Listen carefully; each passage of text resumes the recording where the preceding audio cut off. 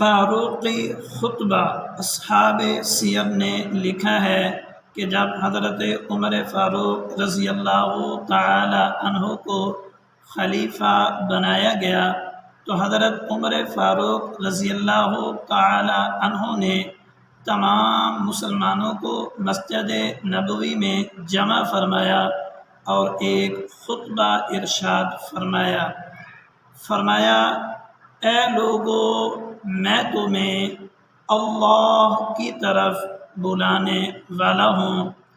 یا اللہ، میں سخت ہوں، مجھے نرم فرما دیجیے۔ یا اللہ، میں روکنے والا ہوں، مجھے سخی بنا دیجیے۔ یا اللہ، میں ضعیف ہوں، کمزور ہوں، مجھے طاقت عطا فرمائیے، مجھے قوت عطا فرمائیے۔ اللہ تعالیٰ نے حضرت عمر فاروق رضی اللہ تعالی عنہ کو 22 لاکھ مربع میل کا حکمران بنایا تھا۔ آپ کی حکمرانی صرف انسانوں، صرف حیوانوں پر نہیں تھی، بلکہ آپ کی حکمرانی بے جان چیزوں پر بھی تھی۔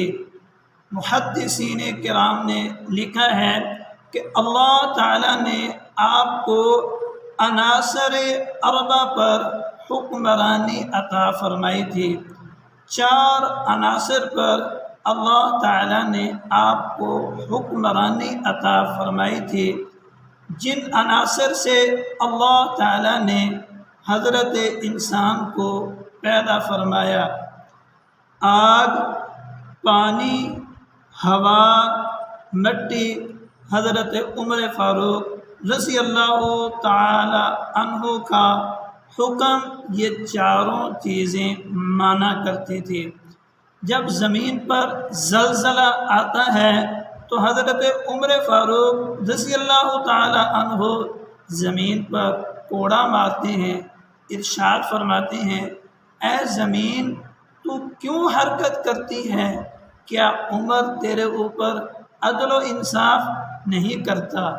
مفسرین، محدثین لکھتے ہیں کہ زمین تھم گئی۔ جب پہاڑ سے ایک لاوا نکلتا ہے، بہت زیادہ آگ نکلتی ہے، تو حضرت عمر فاروق رضی اللہ تعالی عنہ تمیم داری کو حکم دیتے ہیں: اے تمیم داری، جا اس آگ کو بکریوں کی طرح ہانک کر لے جا۔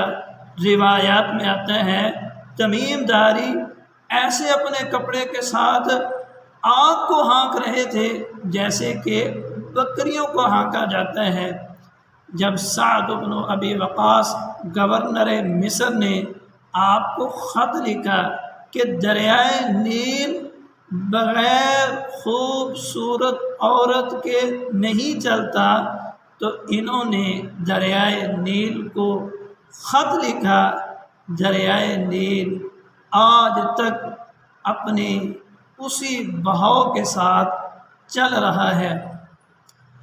جب حضرت ساریہ رضی اللہ تعالی عنہ جہاد کر رہے تھے، حضرت عمر فاروق رضی اللہ تعالی عنہ مسجد نبوی میں خطبہ ارشاد فرما رہے تھے۔ حضرت عمر فاروق رضی اللہ تعالی عنہ مسجد نبوی میں کھڑے ہو کر ارشاد فرماتے ہیں: یا ساریہ الجبل، یا ساریہ الجبل۔ آپ کا پیغام ہوا لے کر جاتی ہے۔ یمن میں حضرت